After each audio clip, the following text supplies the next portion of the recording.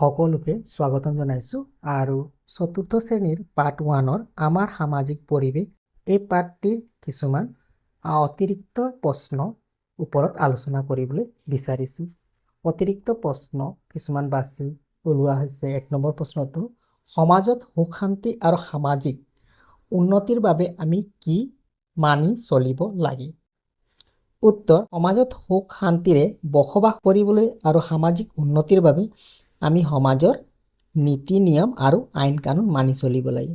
সমাজৰ যি বান্ধি দিয়া নীতি নিয়ম আছে, আইন কানুন আছে, সেইবিলাক আমি মানি চলিব লাগিব যদি আমি সুখ শান্তিৰে বসবাস কৰিবলৈ বিচাৰোঁ।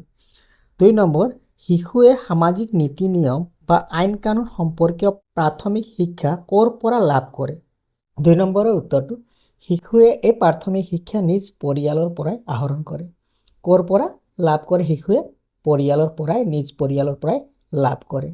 3 নম্বৰ প্ৰশ্ন, পৰিয়ালত শিশুৰ কি কি সামাজিক গুণৰ বিকাশ ঘটে? ইয়াৰ উত্তৰটো হৈছে, পৰিয়ালত শিশুৰ মৰম চেনেহ, সহায়, সহানুভূতি, দায়িত্ববোধ আৰু সহযোগিতা আদি সামাজিক গুণবোৰৰ বিকাশ ঘটে। প্ৰশ্ন 4, সমাজ গঠনৰ আধাৰ হিচাপে কাক গণ্য কৰা হয়? সমাজ এটা গঠনৰ আধাৰ হিচাপে পৰিয়ালক সমাজ এখন গঠনৰ আধাৰ হিচাপে গণ্য কৰা হয়। কাৰণ পৰিয়ালেই হৈছে সমাজৰ এটা প্ৰাথমিক গোট। গতিকে পৰিয়াল, এটাতকৈ বেছি পৰিয়াল লগ লাগিহে এটা সমাজ গঠন হয়। তো পৰিয়ালক সমাজ গঠনৰ আধাৰ হিচাপে গণ্য কৰা হয়। প্ৰশ্ন 5, সমাজৰ প্ৰয়োজন পূৰোৱাত কোনে সহায় কৰে?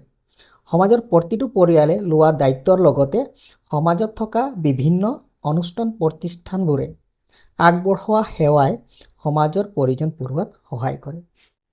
প্ৰশ্ন 6, আমাৰ সমাজত অতীজৰে পৰা চলি অহা কেইটামান পৰম্পৰাৰ উদাহৰণ দিয়া। ইয়াৰ উত্তৰটো হৈছে, অতীতৰে পৰা চলি অহা কেইটামান পৰম্পৰা হ'ল ভোগালী বিহুৰ উৰুকাৰ নিশাত ভেলাঘৰ সাজি ভোজ ভাত খোৱা, নামঘৰত ভাওনা সভা পতা, খেতি চপোৱাৰ পাছত ন খোৱা পৰম্পৰা পালন কৰা। এইকেইটা লিখা হৈছে অতীতৰে পৰা চলি অহা এইকেইটা পৰম্পৰা। প্ৰশ্ন 7, সামাজিক আৰু ধৰ্মীয় অনুষ্ঠানবোৰে সমাজত কি কৰে? এনে অনুষ্ঠানবোৰে সমাজৰ সদস্যসকলৰ মাজত কি কৰে? ঐক্য আৰু সংহতি বৃদ্ধি কৰে আৰু পাৰস্পৰিক সম্পৰ্ক মধুৰ কৰি তোলে।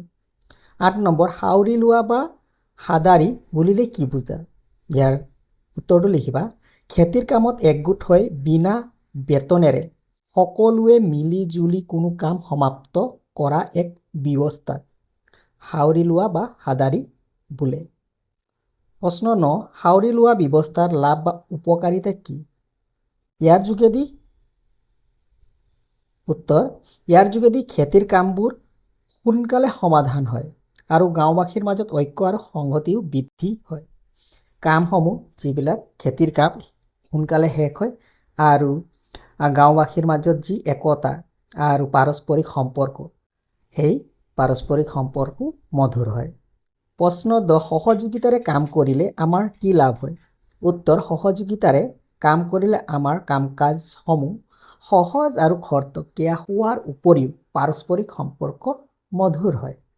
প্ৰশ্ন 11টো চোৱা, আমাৰ সমাজত অনুষ্ঠিত হোৱা কেইটামান সামাজিক আৰু ধৰ্মীয় উৎসৱৰ নাম লিখা। সামাজিক আৰু ধৰ্মীয় উৎসৱ: ভোগালী বিহু, দুৰ্গা পূজা, বাথৌ পূজা, ঈদ, বৰদিন, গুৰু নানক জয়ন্তী আদি।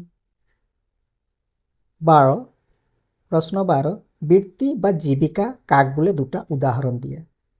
যি কাম কৰি এজন ব্যক্তিয়ে অৰ্থ উপাৰ্জনেৰে নিজৰ লগতে পৰিয়ালক ভৰণ পোষণ দিয়ে, সেয়াই হৈছে ব্যক্তিগৰাকীৰ বৃত্তি বা জীৱিকা।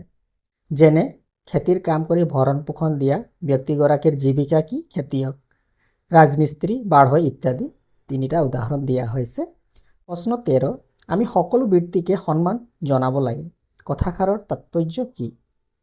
আমাৰ সমাজখন সুচাৰুৰূপে চলিবলৈ বিভিন্ন বৃত্তিৰ মানুহৰ প্ৰয়োজন। খেতিয়ক লাগিব, মিস্ত্ৰী, চাফাই কৰ্মীৰ পৰা আদি কৰি ডাক্তৰ, ইঞ্জিনিয়াৰলৈকে প্ৰতিজন লোকেই নিজ নিজ কামেৰে সমাজলৈ সেৱা আগবঢ়ায়। কোনো কামেই সৰু বা বৰ নহয়, সেয়ে আমি সকলো বৃত্তিকে সমানে সন্মান জনাব লাগে কোনো কামেই ডাঙৰ বা সৰু নহয় আমি সকলো কামকে কি কৰিব লাগে সন্মান জনাব লাগে এয়া আছিল পাঠ 1ৰ অতিৰিক্ত প্ৰশ্নসমূহ ধন্যবাদ